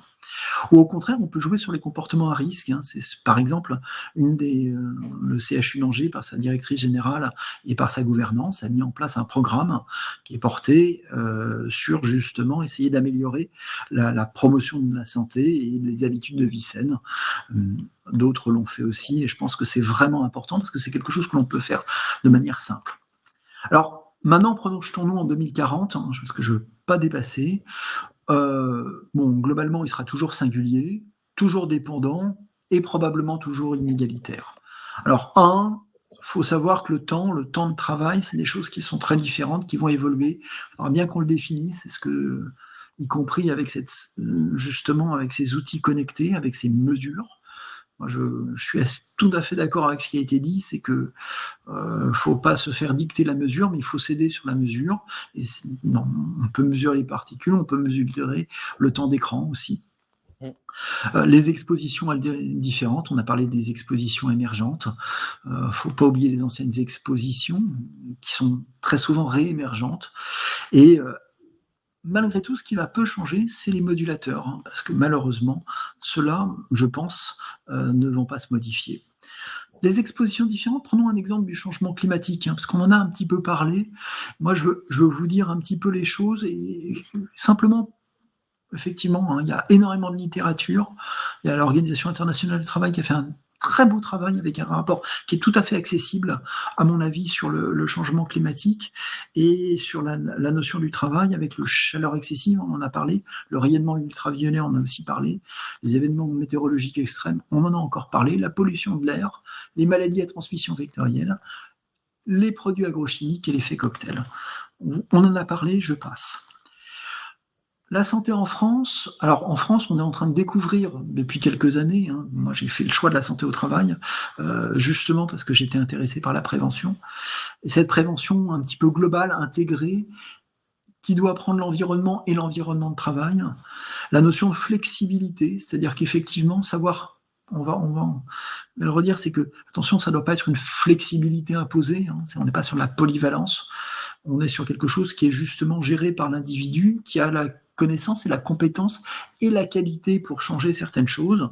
Ça veut dire un transfert de compétences. Ça veut dire la littératie, l'empowerment, on l'appelle comme on veut, mais ça veut dire qu'effectivement, il faut que les gens aient la capacité de faire les choses. Et donc, finalement, on peut mettre tout ça en place, et j'irai très vite, parce que je vois l'heure passer. Je pense qu'il y a énormément de choses que l'on peut faire. On a beaucoup parlé dans les années, et c'était notre collègue et ami Johannes Sigris qui avait décrit une balance entre l'effort et la récompense. Je pense qu'à partir du moment où on renforce les récompenses, hein, ce qui ne sont pas forcément des récompenses financières, mais une valorisation, qu'on donne du sens au travail, on est capable de faire beaucoup de choses à des gens et de demander beaucoup de choses aux gens, y compris à nous-mêmes. C'est pour ça que je préfère le terme de travaillant à celui de travailleur, hein, puisque je pense il n'y a pas la connotation sociale. Deuxième chose, effectivement, une balance, ça veut dire un équilibre. Ça veut dire qu'à un moment, ça se déséquilibre, mais avec le temps, avec cette histoire de trajectoire, hein, tout au long de la vie, de life course, comme on dit en anglo-saxon, c'est des choses très importantes. Mais ça veut dire qu'il faut de temps en temps, on peut travailler trop, on peut être exposé, etc. Mais après, effectivement, on peut arrêter de fumer, on peut, il y a des choses, on peut faire de l'activité physique, il y a énormément de choses à faire, on peut avoir des conditions de travail qui évoluent et qui doivent évoluer. Et donc, je terminerai là. La santé, peut-être pas dit suffisamment, mais je veux vraiment insister là-dessus. Je pense que c'est un enjeu politique. On a vu la fermeture des SAU par la SFMI, enfin la Société française de médecine d'urgence. On voit bien que c'est un enjeu politique, économique, sociétal. Mais voilà, peut-être qu'il y a des choses à faire. Plus on améliorera la qualité, la santé de nos professionnels de santé, peut-être qu'on peut faire des choses extraordinaires, justement en jouant sur cette balance effort-récompense. La santé, c'est quand même un endroit où on a un sens au travail, un sens au patient, comme on dit, qui est majeur. Il faudra qu'on soit flexible, à la fois dans le temps, des rôles, parce qu'on ne l'a pas dit, mais le médecin qui était le sacro-saint décideur de la santé dans les années, il n'y a pas si longtemps que ça, doit s'appuyer sur plein d'autres acteurs, des gens qui ont des compétences, qui vont justement aider. Et puis, justement, il y a plein de choses qui n'ont pas besoin d'être faites par des médecins. Ça peut être fait par d'autres professionnels de santé ou par des professionnels de la prévention, qui va savoir créer, modifier, déléguer des métiers, des implications. Ça, je pense que c'est très important. Et vous l'avez dit, je pense que la recherche, alors ça, j'ai un lien d'intérêt évident, parce que je suis avant tout un chercheur académique, mais pour moi, une recherche anticipée et appliquée, je taquine en disant le GPT Research, qui n'a rien à voir avec l'algorithme génératif, mais qui doit être global, en anticipation, donc en pré, mais également en, on va dire, recherche translationnelle, c'est-à-dire appliquer, se nourrir du terrain et pour autant être applicable par le terrain. Je vous remercie. Merci beaucoup, professeur. Là, on vous voit un peu mieux. Là, on a agrandi l'image et on voit mieux votre nœud papillon légendaire qui fait votre. Voilà, je n'ai aucun lien d'intérêt avec l'ego, je tiens à le préciser. Voilà. Quelques mots avant les questions, enfin même un peu plus que quelques mots. Michel et Damien, Apivia Massif. Alors vous avez participé aux travaux, en tout cas Michel a participé aux travaux. Michel, vous n'êtes pas un spécialiste de la santé, mais vous êtes un acteur important de cette structure. Je sais que Damien a davantage d'intérêt sur les problématiques de santé et environnement. Vous avez la parole pour à la fois traduire votre relation à l'exercice, que vous en attendez, les éléments de satisfaction ou d'insatisfaction, et également les perspectives que cela ouvre par rapport à vous en tant qu'acteur mutualiste. Bon bonjour à vous toutes et tous. Du coup, et donc pourquoi la Massif et Apivia Massif Mutuel ont intégré ce forum. Déjà, la Massif est un partenaire de longue date avec Futurible et profite largement de son expertise, de ses méthodes et de ses analyses en matière de prospective. Et donc, c'est tout à fait, d'une façon tout à fait naturelle que Apivia Massif Mutuel est rentré dans ce forum, puisqu'il s'agissait de santé et de l'avenir de la santé. Nous sommes déjà présents dans de nombreuses structures, des fédérations qui réfléchissent sur l'avenir de la santé, qui produisent des rapports, mais Futurible a quand même cette particularité d'avoir une méthode de prospective qui lui est propre et qui est reconnu. Et puis, ce qui nous a intéressé, c'était la richesse des structures présentes. C'est pas toujours évident de mettre autour de la table des laboratoires, des hôpitaux, la Croix-Rouge, et ça s'est bien passé, oui.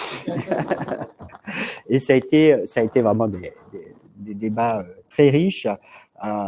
Bien évidemment, nos préoccupations se retrouvent dans le rapport, bien heureusement, et d'ailleurs, que ce soit en matière de dépenses de santé, l'apparition dépenses de santé qui ne cessent de croître, hein, c'est une vraie préoccupation. C'est l'apparition de maladies chroniques ou de nouvelles allergies, avec tout ce qui a été développé tout à l'heure en matière de zoonose ou de remontée des essences plus au nord sur le territoire. Alors, la prospective, c'est important pour nous, parce qu'on se doit quand même de répondre aux besoins, aux attentes de nos adhérents. Ça nous permet également de produire des actions de prévention. Et puis, en matière de coûts, hein, l'enjeu majeur pour nous, c'est de permettre à ce que la santé, ça reste solidaire, que tout à chacun puisse continuer à se protéger, à se soigner. Et donc, on le verra peut-être dans les scénarios que l'on attend avec beaucoup d'impatience. On n'en a pas trop parlé, mais peut-être qu'on pourra en parler 2 minutes. Et comment nous, on va s'emparer de ce rapport. Déjà, il y a demain une présentation à conseil d'administration. Et puis, on va voir ce qu'on va en faire. Comment on va le diffuser, comment on va le synthétiser, parce qu'il est riche, il est dense, il est complet. Donc, peut-être à travers des fiches thématiques. Voilà. Et je pense avoir fini mon introduction. Damien, tu veux compléter ? Bonjour à toutes et à tous. Oui, alors je vais juste me permettre, comme je sais qu'on a pris un peu de retard, de vous partager quelques remarques à la lecture du rapport et puis à toutes ces conclusions de travaux, et notamment sur les défis qui figurent en fin de rapport, et puis aussi quelques remarques qui me sont venues tout à l'heure en vous écoutant. Donc d'abord, peut-être, je rebondis là-dessus sur l'espèce de temps perdu. C'est un peu comme ça que François présentait les choses tout à l'heure. Le temps perdu depuis Silent Spring, par exemple. Je crois qu'on a, alors particulièrement en France, sans doute mis beaucoup de temps à conceptualiser tout ça, à avoir une approche vraiment globale de l'environnement. D'abord parce qu'on a un système de protection sociale qui est relativement efficace.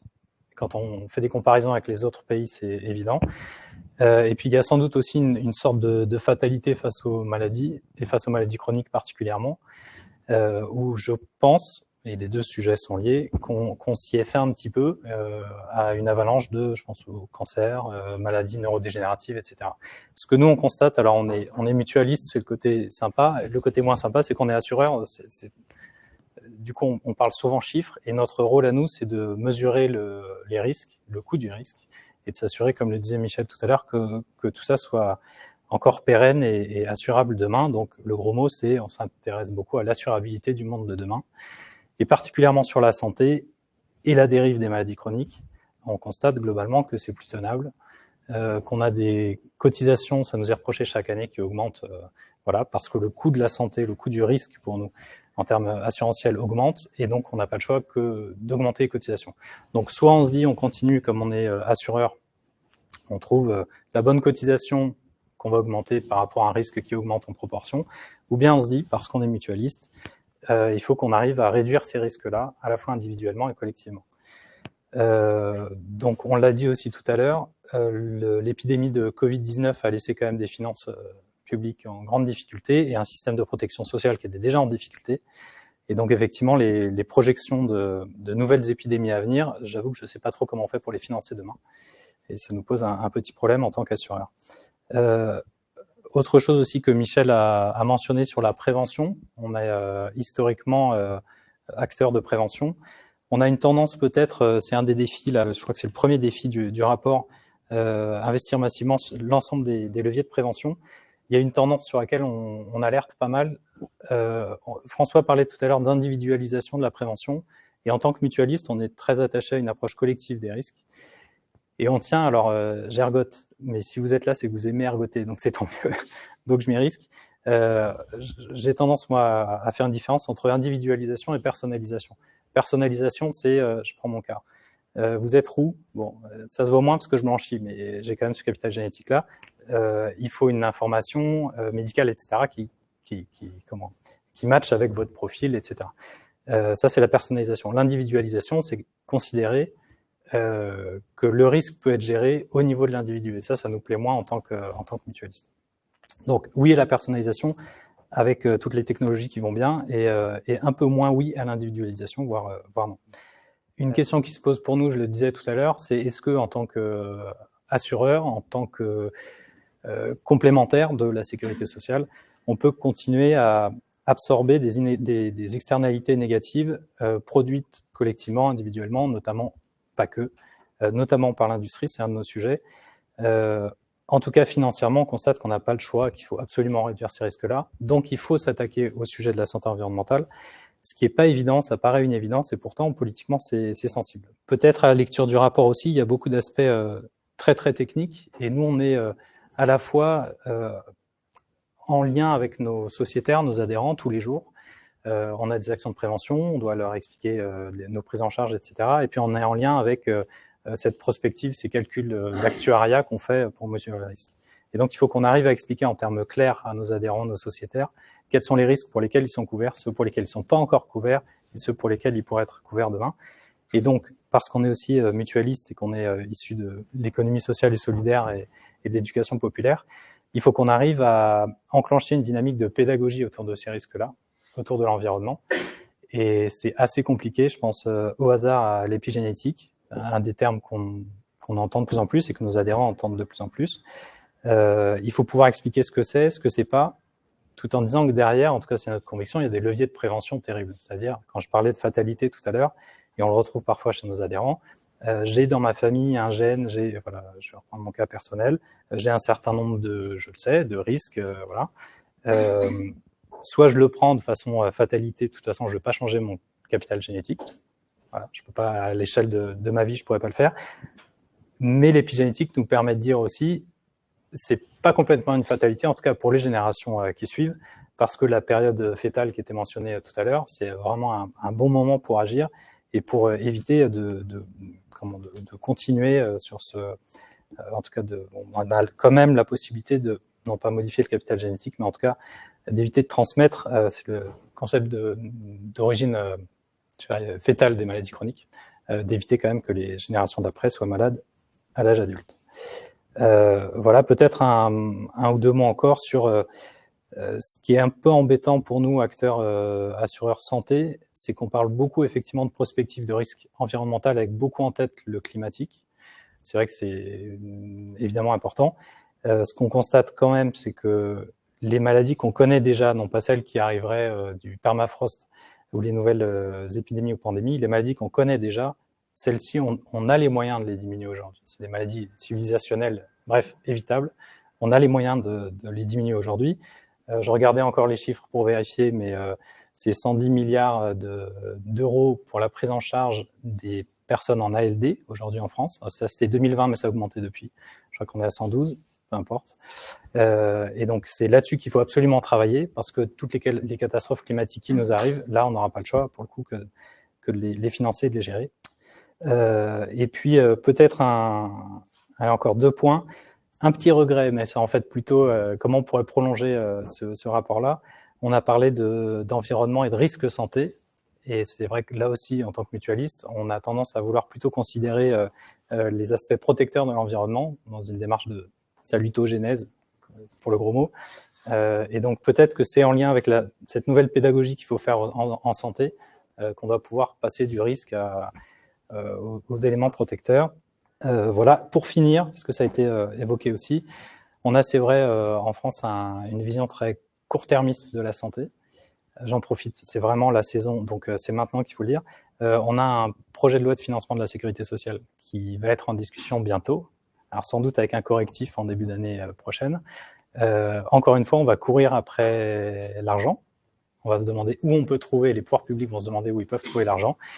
Les mutuelles s'attendent à avoir encore des sommes qui vont leur être transférées depuis le régime obligatoire vers le régime complémentaire. Ça change pas grand-chose parce qu'au fond, si on prend dans la poche des mutuelles, on prend quand même dans la poche de nos adhérents puisqu'on est à but non lucratif. Et donc effectivement, tout ça, ça plaide, et cette dimension environnementale de la santé plaide pour une vision de long terme de la santé avec des objectifs clairs. Et globalement, moi j'y crois assez, une sorte de renouveau de la santé publique avec une ambition d'un monde de demain. Encore une fois, si on voit l'environnement comme un risque, c'est difficile de se projeter. Si on voit l'environnement comme de demain comme bon pour notre santé, c'est peut-être plus facile d'emmener à la fois des décideurs publics, des collectivités, des adhérents, et bref, une cohérence, une cohésion nationale pour le projet qu'on a, projet social pour demain. Voilà, quelques éléments. Je vous remercie. Merci Damien. Je me permets de réagir sur ce que tu viens d'évoquer à la fin, où effectivement là on a associé environnement et risque. J'aurais juste deux petites remarques. Effectivement, il y a beaucoup d'études qui prouvent les effets bénéfiques de l'environnement sur la santé, par exemple sur la fréquentation d'espaces naturels, particulièrement en milieu urbain, qui ont des effets bénéfiques sur la santé à la fois physique et mentale des individus.